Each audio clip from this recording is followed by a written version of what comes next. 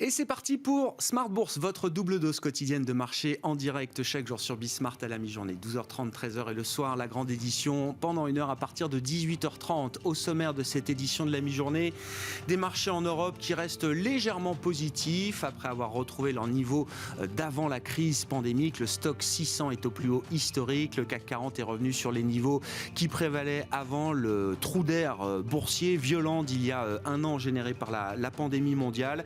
Et donc on marque une pause aujourd'hui avec des indices, je le disais, néanmoins positifs. Le CAC 40 en tout cas tourne autour de 6140 points actuellement. Vous aurez le résumé complet dans un instant avec Nicolas Pagnès depuis la salle de marché de Bourse Direct. Le deal du jour, et on en parlera notamment ce soir avec nos invités de Smart Bourse à 18h30, c'est le rachat de Lyxor par Amundi. Les deux groupes, Société Générale d'un côté, propriétaires encore de Lyxor, et Amundi sont entrés en négociation exclusive sur la base d'un prix de 825 millions d'euros.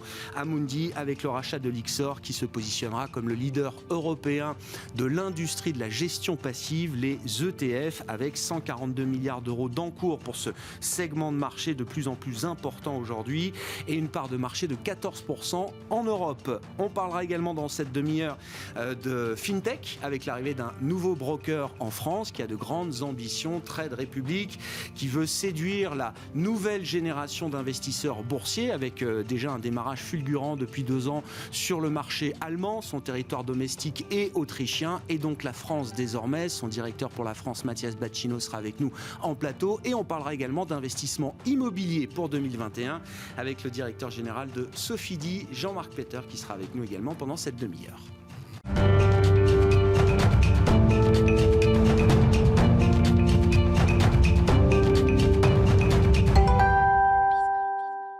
Mais d'abord, les infos clés du jour à mi-séance en Europe, c'est avec Nicolas Pagnès depuis la salle de marché de Bourse Direct.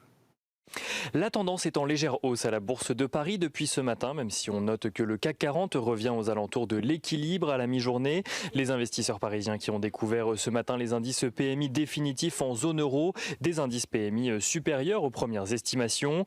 En zone euro, tout d'abord, l'indice PMI composite ressort à 53,2 points, soit au-dessus des 52,5 points estimés en première estimation, et surtout largement au-dessus des 48,8 points du mois de février.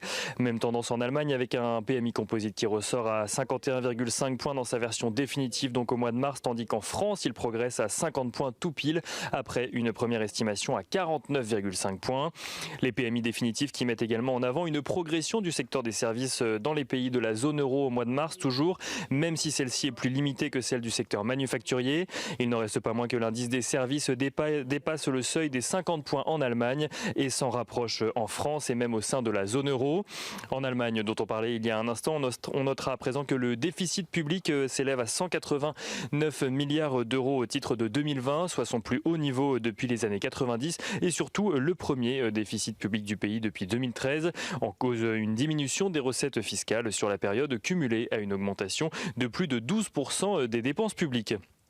Au-delà des PMI, les investisseurs attendent à présent les minutes de la Fed qui devraient donner un peu plus de détails sur la stratégie de la Réserve fédérale américaine, notamment sur le calendrier anticipé par les différents gouverneurs en matière de remontée des taux.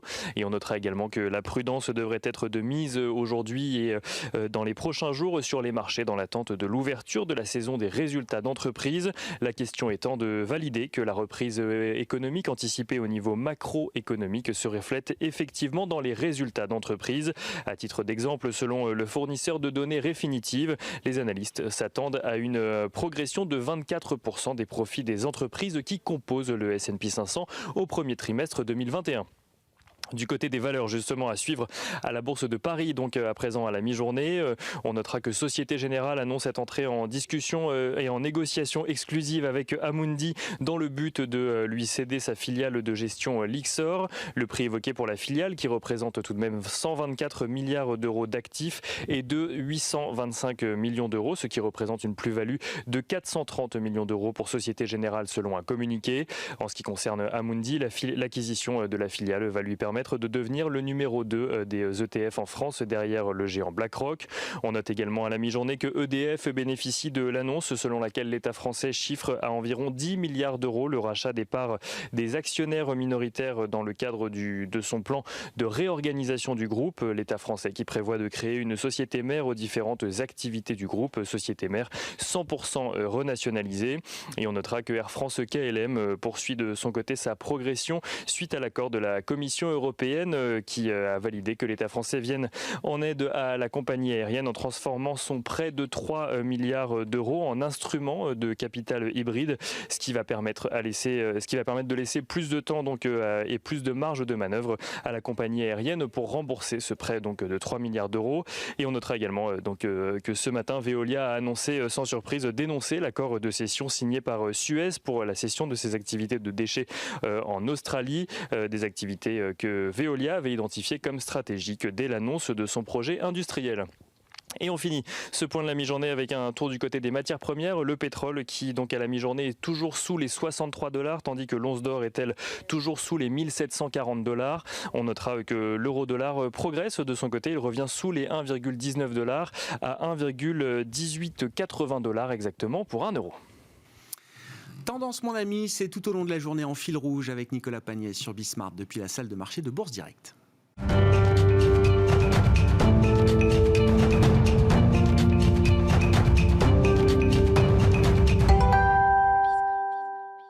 Et on parle investissement dans cette édition de Smart Bourse à la mi-journée. On va parler investissement immobilier avec Jean-Marc Peter, le directeur général de Sofidy, qui est à nos côtés. Bonjour et bienvenue Jean-Marc. Et on va parler investissement boursier également. Et tout d'abord avec Mathias Bacchino, le directeur France de Trade Republic. Bonjour et bienvenue Mathias. Bonjour Grégoire. Trade Republic, nouvel acteur sur le marché français de l'investissement boursier. C'est un acteur allemand qui a été créé en 2015 mais qui s'est lancé, on va dire, commercialement de manière intense depuis 2 ans, c'est ça, sur le marché domestique en Allemagne. L'Autriche également qui fait partie de la zone de chalandise de Trade Republic. Vous allez nous parler du modèle et de la proposition de valeur, comme on dit, de Trade Republic, comment vous positionnez sur ce secteur du courtage que vous connaissez particulièrement bien. Mathias, vous avez travaillé de nombreuses années dans la banque et sur ces segments retail, comme on dit. Je regardais juste la croissance du nombre d'abonnés, plusieurs centaines de milliers de clients aujourd'hui pour Trade Republic en 2 ans de commercialisation. Est-ce à dire que le regain d'intérêt des investisseurs particuliers pour la bourse est un constat européen, français mais également européen? Et l'autre question, c'est que cherche cette nouvelle génération d'investisseurs? Si on a affaire à une nouvelle génération d'investisseurs dite millennials, que viennent-ils chercher quand ils investissent en bourse aujourd'hui? Alors, Trade Republic, avant tout, effectivement, vous l'avez dit Grégoire, c'est un immense succès populaire outre-Rhin, donc en Allemagne et en Autriche, ces 2 dernières années, avec une clientèle pour moitié environ de moins de 35 ans, donc voilà, effectivement une clientèle beaucoup plus jeune que par le passé, et une clientèle qui, à 80%, met en place ce qu'on appelle des plans d'investissement programmés, c'est-à-dire des versements réguliers sur une action ou un ETF. Trade Republic, c'est une banque de courtage allemande, donc réglementée par la Banque d'Allemagne et la BaFin, qui est l'AMF allemande, qui est mobile avant tout, donc c'est une application mobile, et qui propose d'investir simplement dans 7500 actions du monde entier et 1150 ETF d'émetteurs de renom, Amundi, Elixor, entre autres. C'est le jour de la fusion. Des VX Tracker, voilà, des acteurs internationaux. Donc voilà, j'ai coutume de dire que c'est une SS2I. Pourquoi? Parce que c'est sécurité, simplicité, internationale et innovation. Ouais. Et c'est ce que recherche cette nouvelle clientèle aujourd'hui. Je regardais effectivement les produits, entre guillemets, la simplicité des produits que vous proposez et également cette capacité à investir de manière programmée, systématique. C'est ce que recherche aujourd'hui cette nouvelle clientèle, Mathias. En fait, le principal frein, d'abord, le constat de départ, c'est que nous avons tous envie de faire travailler notre épargne. Et qu'aujourd'hui, il faut 160 ans pour doubler un patrimoine avec un livret A, 60 ans avec un fonds en euros, à 1,20, et 10 à 11 ans avec un portefeuille boursier diversifié.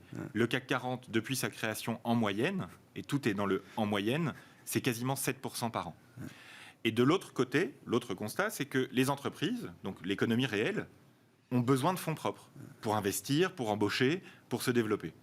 Si on veut faire se rencontrer ces deux mondes, il faut mettre de la simplicité et il faut mettre du digital, il faut mettre de l'efficacité et aussi peu de frais. Parce qu'aujourd'hui, un ordre de bourse dans une banque traditionnelle pour 5 000 €, c'est 27 €. Chez Trade Republic, tous les ordres de bourse sont à 1 € l'ordre. Simplicité, une transparence complète et évidemment la mise à disposition de secteurs par le biais d'ETF ou d'actions qui intéressent aujourd'hui la jeune génération. Vous avez des Xiaomi en Chine, vous avez des BioNTech, vous avez des Plug Power, des Tesla, voilà, des secteurs comme l'énergie propre, la mobilité douce, voilà, qui sont d'intérêt pour ces gens-là, qui font partie de leurs convictions. Et on leur permet, nous, d'investir simplement dans leurs convictions et l'économie réelle. Ça veut dire que ce n'est pas une communauté de traders. La société s'appelle Trade Republic, oui. Et c'est vrai qu'il y a toute la noblesse quand même du terme trade anglo-saxon tel qu'on peut l'entendre. Mais ce sont, vous dites, avant tout des investisseurs, dans le sens, tout à fait. Ils ont des objectifs, ils se fixent des objectifs, et ils ont cette capacité justement à se projeter sur des horizons de temps qui ne sont pas celui de la journée sur les marchés. Tout à fait. Alors, il est évident qu'avec une tarification peu chère à 1 €, la communauté des traders actifs sur action peut aussi s'y retrouver. C'est indiscutable. Mais l'objectif de Trade Republic, la mission, on parle beaucoup d'entreprises, de mission, la mission de Trade Republic, c'est de rendre accessible la croissance de l'économie réelle au plus grand nombre. C'est ça. Et de faire venir toute une génération là où elle est, c'est-à-dire sur le mobile, avec des usages agréables, ce qu'on appelle une expérience utilisateur simple et agréable, eh bien, de faire venir toute cette génération-là à l'investissement. Le plus tôt on commence, le plus on aura de succès avec son patrimoine, c'est indiscutable. Donc on place effectivement l'horizon temps, nous, sur 5, 10, 20 ans pour investir. Et lorsque l'on investit de manière régulière et automatique, eh bien, sur 20 ans, on fait 2 fois mieux. C'est imbattable. On fait 2 fois mieux que si on investissait de manière en une seule fois. Donc le principal frein aujourd'hui à l'investissement dans l'économie réelle par les actions, c'est ce qu'on appelle en bon français le market timing. C'est-à-dire quand j'achète et quand je vends. Qui espère encore acheter au plus bas et vendre au plus haut est perdu. Donc avec l'investissement régulier automatique, qui est par ailleurs gratuit chez Trade Republic, eh bien, vous levez ce frein, vous améliorez votre performance et vous réduisez le risque de votre portefeuille.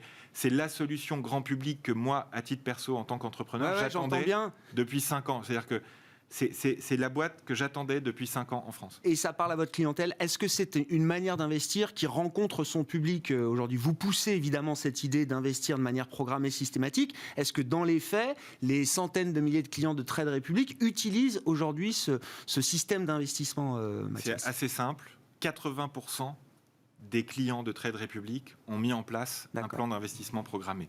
Ça ne les empêche pas, pour certains d'entre eux les plus avertis, d'être plus actifs, aussi actifs par ailleurs. Bien sûr. Mais 80% d'entre eux ont mis en place cette méthodologie. C'est Warren Buffett à l'Assemblée générale de Berkshire Hathaway en 2004 qui expliquait que ceux qui investissent régulièrement feront mieux dans 90% des cas que ceux qui investissent en une seule fois.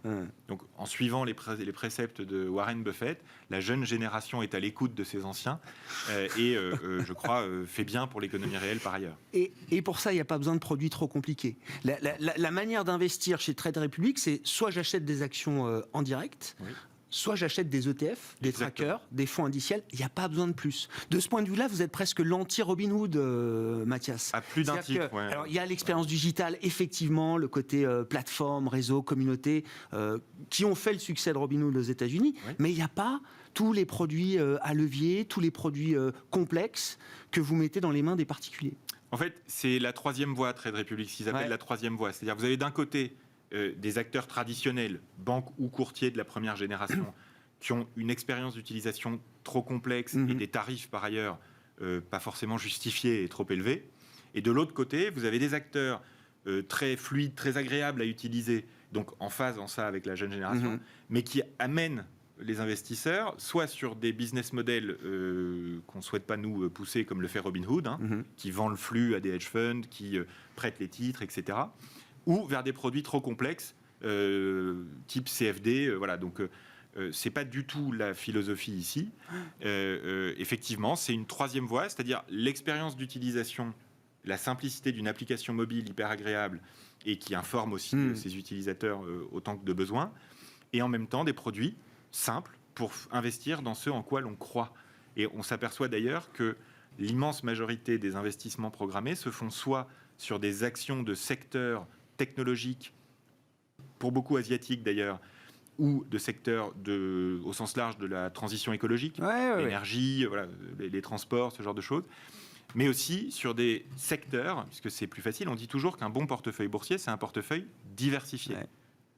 Quoi de plus diversifié qu'un ETF qui couvre les actions du monde entier, ce qu'on appelle l'indice MSCI World. Eh bien, c'est plusieurs dizaines de millions d'euros tous les mois qui sont investis dans ces fonds diversifiés qui simplifient considérablement l'accès au marché financier.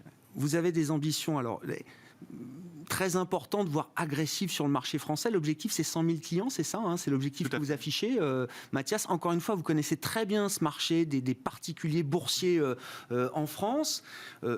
100 000 clients tout de suite, là, ça paraît énorme. Ça veut dire quoi? Vous allez récupérer beaucoup de clients qui sont aujourd'hui à la concurrence. Ça veut dire que le marché est en train de s'agrandir. Comment vous justifiez cet objectif de 100 000 clients là, sur la première année d'exercice en France? C'est ça, Mathias? Tout à fait. Ouais. Donc, Trade Republic s'est lancé le 26 janvier en France. Nous avions plus de 10 000 inscrits sur notre liste d'attente. Effectivement, par rapport aux courtiers traditionnels, nous n'allons pas du tout aller chercher la même cible de 250 000 investisseurs ou traders très actifs qui existent en France depuis une vingtaine d'années. Ça, c'est la base, c'est le socle des investisseurs actifs français. Voilà, en bourse, nous allons nous adresser à toute une génération, là où elle est, sur Instagram par exemple, pour la faire venir à l'investissement. Puisqu'à nouveau, le plus tôt on commence, le plus on a de succès dans l'investissement boursier. Donc c'est un point essentiel. En cela, ces ambitions ne sont pas déraisonnables. Il y a 400 000 nouveaux investisseurs en France là, depuis 14 mois.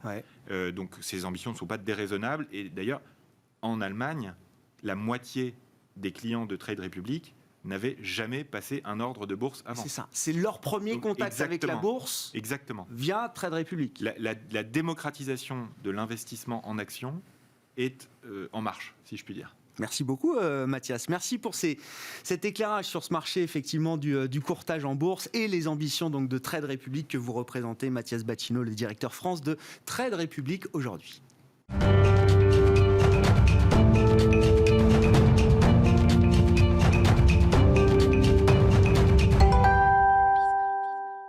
On passe d'un type d'investissement à l'autre, puisqu'on va parler quand même de l'immobilier. Quand on parle d'investissement en France, il faut quand même consacrer une partie de ce temps à l'immobilier. C'est Jean-Marc Peter, je le rappelle, qui est à nos côtés en plateau, directeur général de Sofidy. Rebonjour Jean-Marc.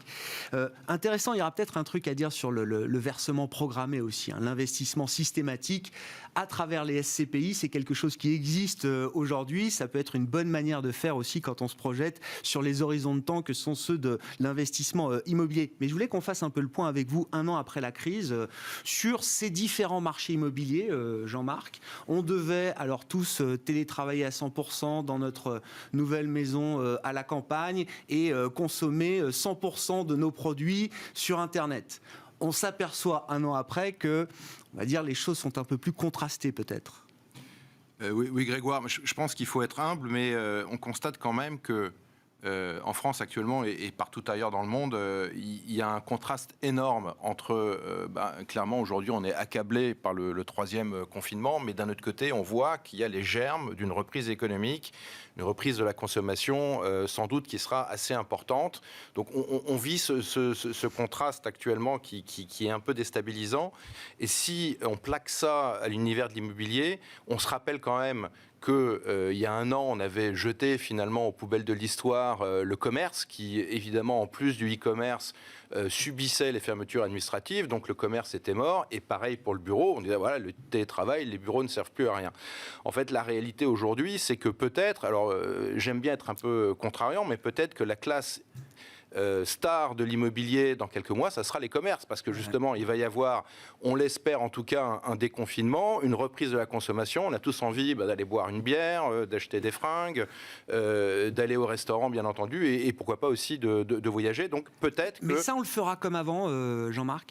On consommera toujours sa bière au bar, on ira toujours acheter de nouveaux vêtements dans des enseignes physiques, ou est-ce qu'il y a quand même des changements de comportement qui vont durer? J'ai en tête le patron d'AB InBev, le plus grand brasseur au monde, qui dit, nous on constate en Chine notamment, que beaucoup vont consommer leur bière en ligne, entre guillemets. C'est-à-dire, on va acheter en ligne sa bière qu'on va se faire livrer à la maison, plutôt que de retourner forcément boire sa bière au comptoir. Il n'y a pas vraiment de changement, il y a juste une prolongation de choses qui existaient auparavant, avant la crise sanitaire, et qui sans doute se sont un peu accélérées ou se sont amplifiées. Il est clair qu'acheter un vêtement, quelque part, c'est un achat plaisir, c'est aussi, on fait du lèche-vitrine, on a envie d'acheter, on ne voit pas cette chose-là disparaître complètement. Boire une bière, moi je préfère sincèrement la boire à une table avec des amis que de la commander sur Internet. Donc, ça va continuer, ces changements, c'est des choses qui existaient auparavant. Et pareil pour le bureau, sans doute le télétravail va continuer de se développer, mais les dernières études que j'ai lues montrent que ça va se faire de façon moins importante que ce qu'on pouvait croire, et sans doute beaucoup plus sur la durée. Seulement 8% aujourd'hui des gens qui travaillent dans des bureaux hier voudraient être en total télétravail. Et les 2/3 veulent passer la majorité du temps au bureau. L'impact du télétravail sur les bureaux a été chiffré. Alors évidemment, c'est des premiers travaux qui méritent d'être affinés, mais ça va être entre 6 et 10% de demandes locatives en moins à horizon 10 ans. Et ça, c'est évidemment, toutes choses étant égales par ailleurs, sans prendre en compte une éventuelle reprise économique où des sociétés se créent, des sociétés se développent et ont besoin de mètres carrés de bureaux. Bon, ça veut dire qu'on a quand même une accélération, en tout cas, des transformations qui perdurent, mais peut-être pas à la vitesse aussi radicale que ce qu'on pouvait imaginer il y a quelques mois encore. C'est ça. Et juste un dernier petit exemple qui m'amuse, c'est que la French Tech, qui quelque part est l'avenir de la France, c'est aujourd'hui, parce qu'on a quand même pas mal de patrimoine, on a beaucoup de demandes locatives, la French Tech veut absolument s'installer dans des bureaux dans le cœur parisien. Donc la tech crée effectivement la possibilité de télétravailler, mais veut elle-même avoir des bureaux où se retrouver, où travailler, où échanger, où être créatif. Bon, et du point de vue de l'investisseur, alors, vous l'avez dit d'un mot, est-ce que c'est le bon moment pour être contrariant? Alors, justement, avec quelle stratégie d'investissement est-ce qu'on va se montrer contrariant aujourd'hui dans les commerces, dans les bureaux? On n'a pas évoqué les logements aussi, mais bon, on peut imaginer que le logement dans des centres urbains bien positionnés, ça reste aussi quelque chose de valable, peut-être, Jean-Marc. Tout à fait. Il y a certes une espèce de vision un peu romantique du fait de la pandémie où tout le monde irait s'installer à nouveau dans la ruralité. En fait, la réalité, c'est que les phénomènes de métropolisation, sans doute, vont être plus puissants. Ils vont continuer. Ils sont à l'œuvre depuis des décennies. Ils vont continuer. Il y aura de plus en plus d'urbains et de moins en moins de ruraux. Aujourd'hui, ce qui est à la mode, on l'entend tout le temps, c'est évidemment la logistique, la santé, parce que évidemment la santé c'est important, mais est-ce que pour autant c'est intéressant d'investir économiquement dans des murs de santé? Je ne sais pas, mais ce qui est à la mode est cher. Et donc pour être contrariant aujourd'hui, je pense qu'il faut acheter des commerces et des bureaux. La diversification, on en parlait avec Mathias sur le plan de l'investissement boursier, c'est vrai aussi dans l'investissement immobilier. Diversification donc en fonction des différents marchés immobiliers. Peut-être qu'il faut s'intéresser aujourd'hui aux marchés qui sont les moins chers.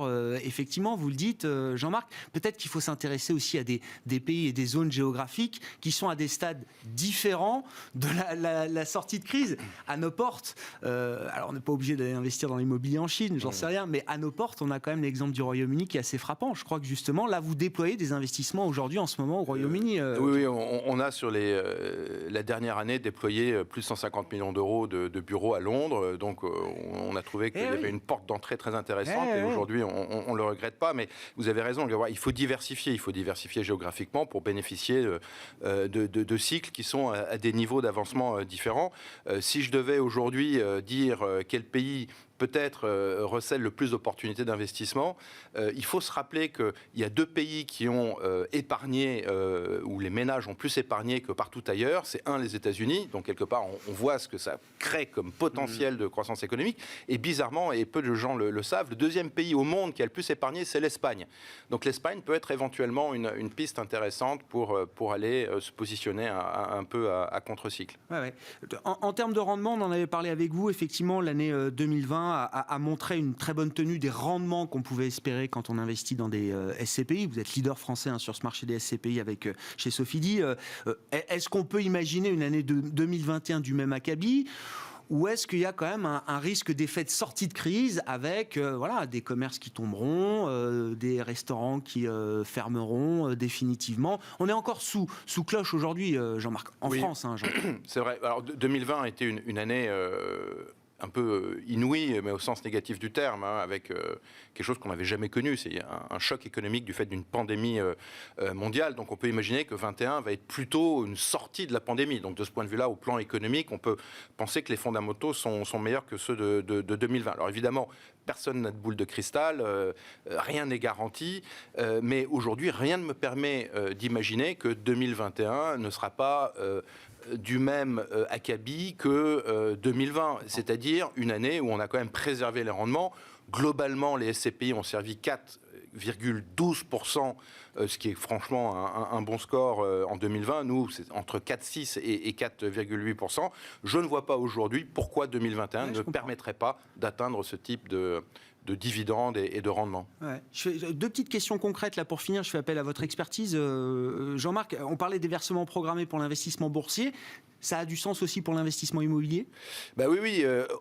Il y a plein de... Déjà, nous sommes complémentaires avec Mathias. Il faut faire de l'action, il faut faire de l'immobilier. Il y a des principes fondamentaux qui s'appliquent en immobilier. C'est la diversification. Les SCPI, c'est un formidable outil de diversification parce qu'on se diversifie géographiquement, par type d'actifs, par le nombre de locataires. Mais évidemment, ce qui est important, c'est d'avoir ça en tête. Et autant les SCPI permettent d'avoir des compléments de revenus pour la retraite, autant c'est aussi un outil quand on est plus jeune pour se constituer un patrimoine progressivement. Et il y a deux solutions, soit on emprunte de l'argent qu'on rembourse au fur et à mesure pour acheter des parts de SCPI, ou on fait des versements programmés sur à peu près une dizaine d'années, et là aussi, ça permet d'avoir de multiples points d'entrée sur les actifs immobiliers, ce qui permet, comme disait notre ami de Berkshire Hathaway, d'optimiser finalement sa performance. Ouais. L'autre question, c'est, tiens, je veux investir, j'ai de l'argent à investir dans l'immobilier à travers les SCPI aujourd'hui. Est-ce que je me tourne plutôt vers une SCPI ancienne, vieille, qui a déjà plusieurs années d'investissement derrière elle et de plus-value potentielle, ou est-ce que je préfère une SCPI plus jeune qui a peut-être justement encore du cash à déployer? SCPI vieille, il y a tout de suite une dimension un peu péjorative. Pour moi, une SCPI qui a un peu roulé sa bosse, elle a pu acheter des actifs pendant plusieurs dizaines d'années, et donc elle a fait cet achat programmé de telle sorte que les anciennes SCPI, plutôt que les vieilles SCPI, ont, en tout cas c'est le cas chez nous, d'importantes plus-values latentes qui sont potentiellement distribuables aux investisseurs. Et deuxièmement, une SCPI plus âgée et plus grosse, en matière de SCPI, big is beautiful, parce que ça permet de mieux diversifier, et donc vous avez aussi potentiellement une performance qui est plus solide. Donc c'est effectivement, je pense qu'il faut privilégier les SCPI plus anciennes et diversifiées et de grosse taille pour son fonds de portefeuille. Ensuite, si on a des convictions en se gardant bien que la passion ne l'emporte pas sur la raison, on peut aller chercher des SCPI qui sont thématiques en fonction de ces... Mais généralement, c'est des SCPI qui sont récentes et qui peuvent éventuellement avoir acheté des actifs sur une période assez restreinte et peut-être un peu en haut de marché. Merci beaucoup, messieurs. Merci d'avoir été les invités de Smart Bourse à la mi-journée. Jean-Marc Peter, directeur général de Sofidy, qui est avec nous, et Mathias Battino, je rappelle, le directeur France de Trade Republic. On se retrouve ce soir en direct à 18h30 sur Bismart.